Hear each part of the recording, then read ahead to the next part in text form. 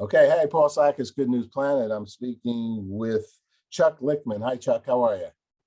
I'm great. How are you? I'm great. You have a new thriller, underlying theme of peace between religions, The Sword of David. Okay, I all right. It starts off what I just said sounds good to me already. And in all aspects of it, and a mission, I'll literally say, of what we do and have been doing for all these years. So, Chuck, tell us a little bit about your background, please. okay. Well, I'm a semi-retired lawyer. I practiced law for 40 years in a business law firm, and am proud of what I think is an exceptional record. And decided a few years back, I did, I handled litigation largely representing victims of fraud. I was a court-appointed receiver many times, and I represented those that were also that lost money in corporate shareholder disputes, or where there was a deadlock. So that was the base of my practice. At the same time, I was always focused on the Jewish community, and I've done things either in the civic endeavor, working on elections, or working in the Jewish community. I decided in the last few years that I wanted to focus all my time helping the Jewish people more than everybody else, because I've done more than my share. And with that in the background, I have always, my mindset has been that I'm a writer. I've been writing my whole life. I wrote a novel in 1998 that was well received, and then work and raising my kids, and doing politics and things like that. Civic always made the writing my last thing I could do during the day. And so I finally got to the point where I said enough of this, because I was writing The Sword of David for a very long time, and I changed the priorities. And COVID probably helped that a little bit, as well as some other things. And I finally finished the book. So here I am, and I was very fortunate to find an agent immediately, which is really hard to do. And we found a publisher very quick, which is almost hard to do. So I'm pretty optimistic that that happened.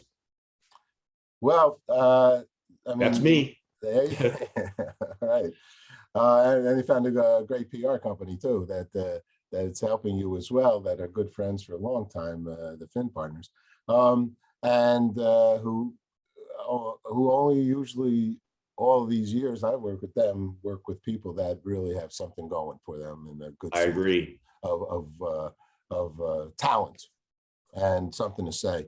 Let me ask you this, and the name of this man, David guy. David's a very popular name for in the Jewish world. And tell us, who is your David? The story of David. I mean, who's David in this? Well, my David is King David, the David of Davids, and he doesn't really appear in the book, but there's a point where what we'll call his sword does appear, the Sword of David. And you can go back and do some research, and there's actually, some articles you can find. Of course, nobody knows for sure, but that David had this unique sword, and that it followed after he slew Goliath. He killed Goliath with a slingshot and cut off his head with a sword, and then supposedly the sword had some interesting properties. But again, we're talking about something that happened thousands of years ago, and Larry King wasn't here to report on it at the time. So we don't really know, but I certainly liked the myth of it, and I needed it for my story, and it plays a critical role in telling the story. Give us Larry was in Brooklyn, he's busy over there. My question is this, so give us a little bit of a synopsis, a short synopsis. So how, sure. How do you... I won't give you spoilers, but I'll tell you this. So the story starts in 70 AD, in the day in August where the Romans destroy the temple. And I, that was actually for a while my favorite chapter, the prologue, because I had spent well over a year researching what actually happened. And I wrote something like a 32-page prologue on it. And my editor ultimately said, you realize this is 25 pages too long. So this, but what it really does is in as short a period of time as I could put on paper for the final version of the book, tells a story of what happened on the Temple Mount in that day when the Romans destroyed the temple. And it ends explaining what happened to the Ark of the Covenant and the Ten Commandments. So then we jump to present day with chapter 1 in Jerusalem, where there's a terrorist attack at the wall, and the lead character in the book, Chaim Klein, that's his name, who's a former Israeli Special Forces officer that now works as an archaeologist at the wall, is there when his cousin dies in his arms from this terrorist attack. He mourns. He goes into an area underneath the Temple Mount that he's been digging around in that the Palestinians, of course, aren't supposed to know about. Parenthetically, I'll tell you that I had private tour of some areas that the public's not allowed to see. And my belief is that there's a lot of that that's been going on for a long time. I wasn't allowed to take pictures and give details, but there is a lot of investigation of what's actually under the Temple Mount. So he goes to this hidden place, and by complete fluke happens to come across the Ark of the Covenant. Sitting, and the Ark is in this little tiny hidden chamber with the high priest. And as the high priest died, he wrote on a parchment that said, whoever finds the Ark has to go find the Ten Commandments, because those were spirited away by the Romans at the end of the prologue. And that sends Chaim Klein on this global chase to track down the Ten Commandments. So there's a lot of Da Vinci Code themes to the book.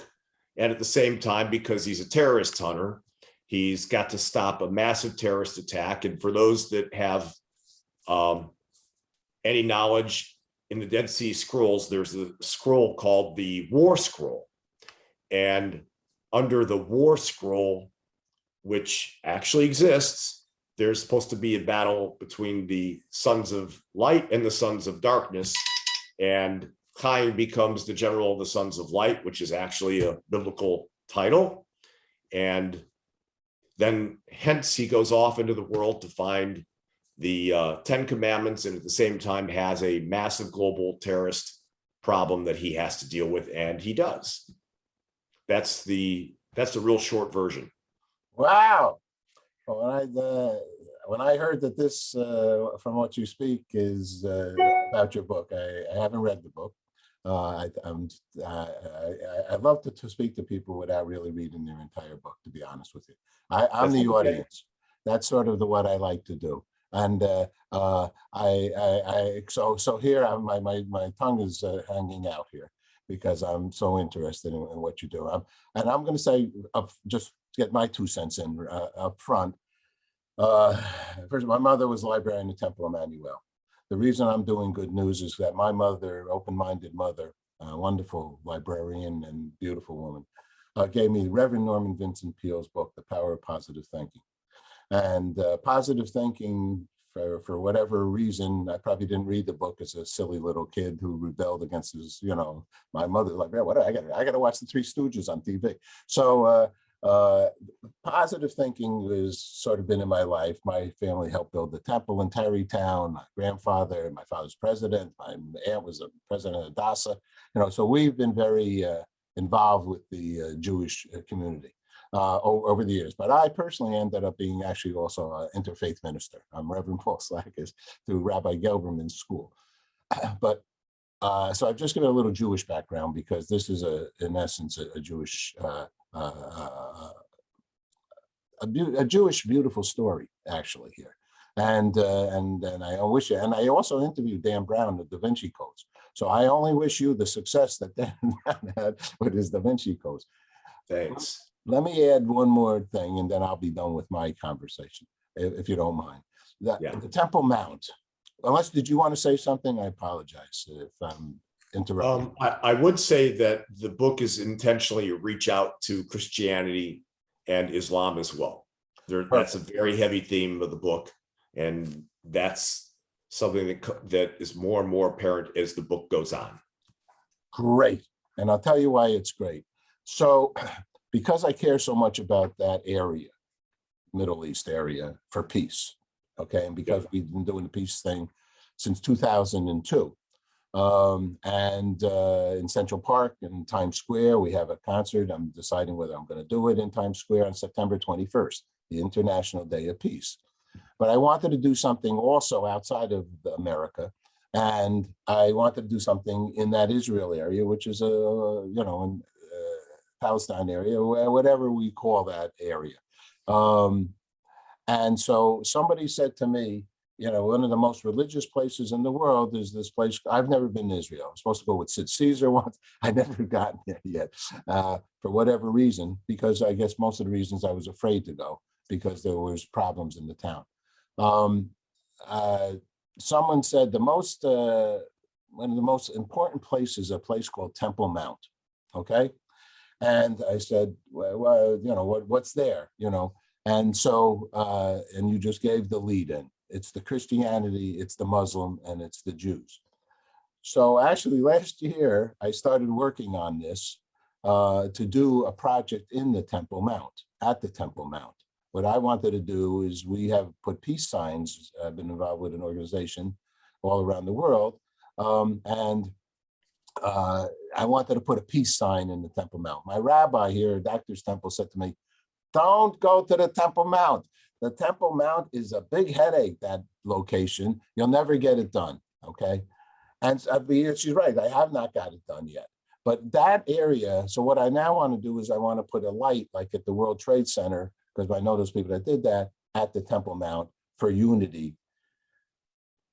Why is this Temple Mount such a powerhouse in your estimation of a location? Well, having studied much about history, I have a very clear understanding of the importance of the Temple Mount to the three religions.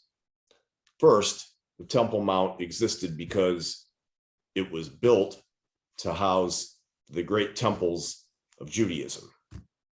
And it was our most religious location, and it's why the Western Wall is so important to Jews, because that's really the last section that we can approach, and it's also very close to the Holy of the Holies, the Devir, if the Second Temple was still up in existence. As to Christianity, the New Testament has much to say about Jesus coming down from the Mount of Olives, his hassle with the money changers, numerous other events that happened at or around the Temple Mount or in Jerusalem very close by. Actually, the Church of the Holy Sepulchre is located, as the crow flies, only maybe 150 or 200 yards away from the Temple Mount. That's where Jesus was supposedly crucified and resurrected. As for Islam, well, right now they have their third holiest mosque, Al-Aqsa, on top of the Temple Mount. The Dome of the Rock sits exactly where the Second Temple used to sit. And the rock inside the Dome of the Rock was actually the rock that, if you go back to biblical times, is where they say it was the dust of the earth that formed man, where Abraham was going to slay Isaac before God stopped him, and a number of other events. But as to the Muslims, that's where the Prophet Muhammad rode his horse Barak to the heavens in his night journey. So all three religions consider that a very special place.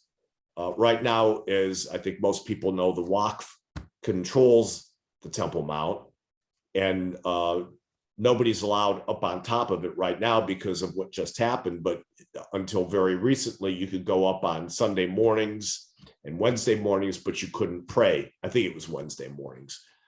And to see it, you can envision the temple as it sat there. You can sort of almost envision the sea of blood from when the Romans, killed all the Jews in this massive massacre in 70 AD and all of the other events. And of course, I'm very proud of being Jewish. I'll always support our people and Israel, but the Dome of the Rock is a beautiful building. And it's unfortunate that the general public is not allowed in to actually see the foundation stone, because I saw it from a distance 20 some years ago before it was closed down for good. And it's inspiring. And one of the things that I wanted to do when I wrote the book was to provide a scenario where everyone would have access to the Temple Mount. And in the closing chapter, I'll just say that the Temple Mount plays a critical role in making that happen. I think it's not like most thrillers where, at the end of the story, the bad guy gets killed and then the hero just, goes on to his next story. I didn't write that story on purpose. I wanted to write a story that was different, that told of a potential opportunity for the Muslims, Christianity, and Jews to come together in mutual respect. So Chuck, let's make that happen, because it's a passion of mine as well to do that. I went to American Express. I was trying to also get to UNESCO to do something there. I thought that this light thing might be the not even touch the ground, but let's talk later about that, because I want to do something there. And especially because people think it's impossible to do something there, and with all three groups. And so I think I don't think anything is impossible. I love it. All right. No, I really don't. I think that if people decided they would take a step back and take a deep breath, and some of this requires different leadership, that there would be a way to allow there to be peace, where the Palestinians could improve their lot in life, where Israel would feel more secure about its existence, not constantly being threatened. I'm not suggesting this is easy. And it's one reason why I wrote the book the way that I did, because it's clearly fiction. You've got Hamas that even just yesterday, again, vowed to drive Israel into the sea. And that's a difficult enemy to overcome. I'm not saying that, if there was a war, that Israel would lose a war with Hamas. I don't see that happening. But the issue isn't war.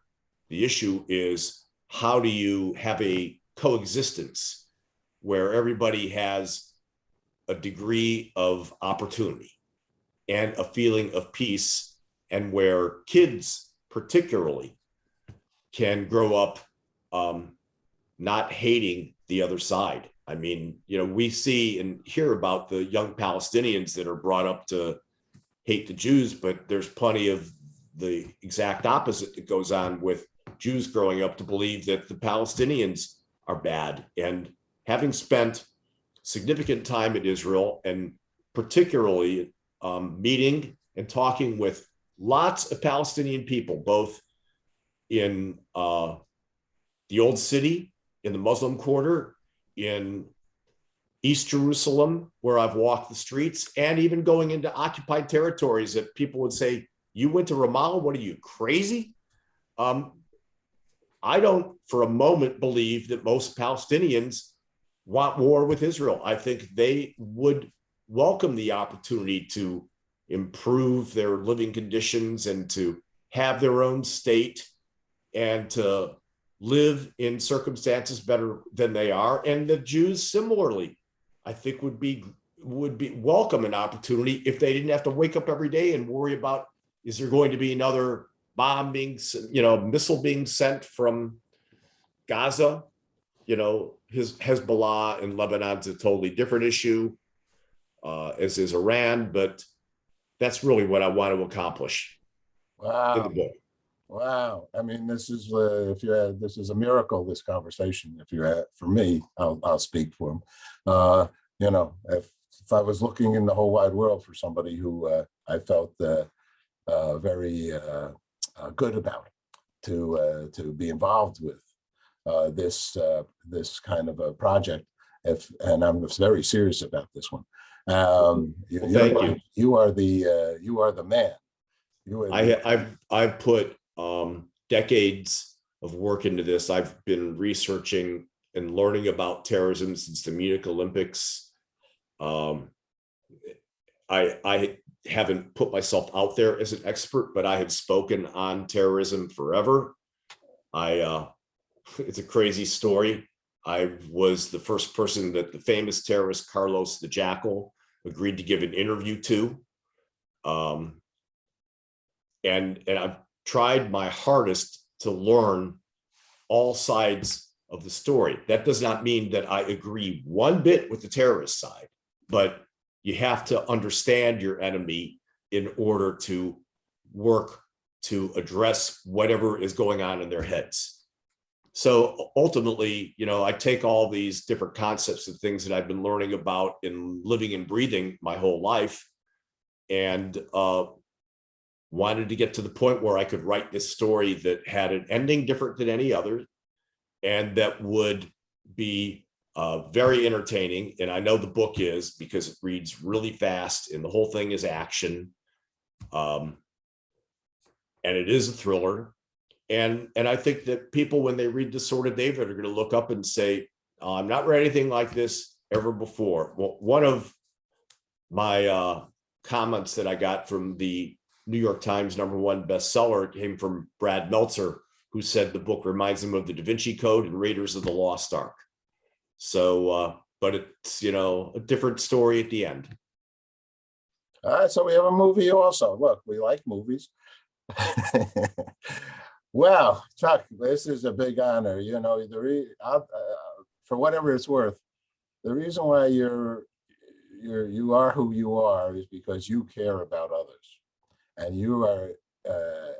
When we started this conversation, and I'm recording and I'm broadcasting, you asked me, tell me about you, and it's not everybody thinks that way, and I saw and see in you a wonderful listener.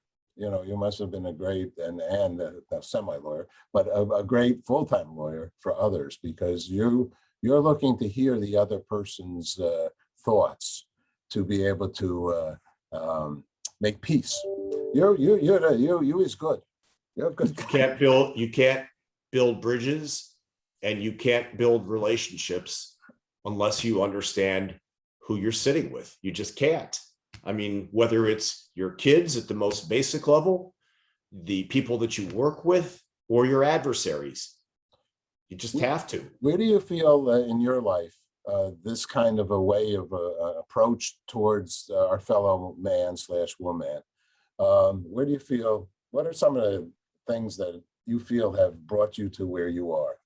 It's really, really simple. All four of my grandparents came to the United States before World War II.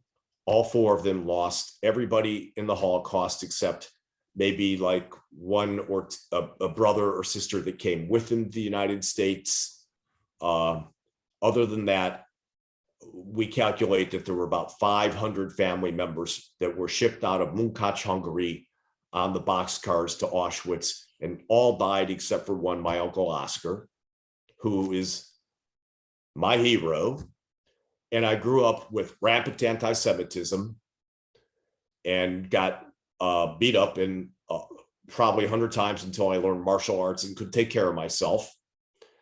and now you can't even make this up, in the early 1960s, where I grew up in Gary, Indiana, a very blue collar steel town, my neighbor on the right was the Lichtman family, and Mr. Lichtman fought for the Germans in World War II. We were the only Jewish family on the street. So I've got a guy that fought for the Nazis in World War II living on one side of me, and on the other side was the Elisha family, who were Lebanese Arabs that moved to Indiana. And in the first week that they moved there, Mr. Elisha, in plain words, told my father that he hated Jews. So there I am, also surrounded on one side by Arabs and on the other by Germans. And then I'm getting beat up, and I'm hearing my family history. And at first I hated being Jewish. And then Munich came along, and we thought that my Uncle Oscar was supposed to be at Munich with the boxing team. He wasn't. He was safe, but that event transformed me into learning everything I could about terrorism in the Middle East, and why does there have to be all this hatred. And I will parenthetically add that the movies by Steven Spielberg, along with a bunch of other, along with Leon Uris and Exodus, that the movie Schindler's List really enlightened me, because that brought the visual of the death camps to become a reality. And his movie Munich, which I thought was heroic. I loved that movie. I've watched that movie 10 times, more than, actually a lot more than that. The combination of all that changed me into who I am. And now, as an example, I sit on the national board of Secure Community Network, which is the security branch of the Jewish Federations of North America. I mean, that's how I extend it, because I wanted to do other civil work and for our people. And I can't think of anything better than trying to make sure our buildings and our people are safe. So this was a transformation that started from when I was a kid. Do you have the book there? I do, somewhere. Yeah, right here.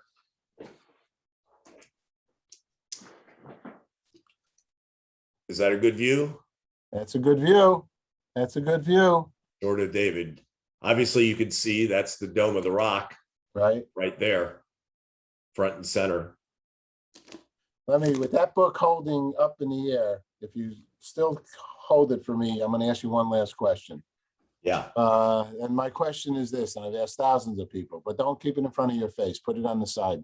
The book is better looking than my face. No, you're both the book and you are good looking. What's peace mean for you? Chuck Lichtman. I've asked many a person, what is peace for you? Peace means that any Jewish person can go to Israel and not fear that they're going to be the subject of violence, and that they know that Israel will be secure forever.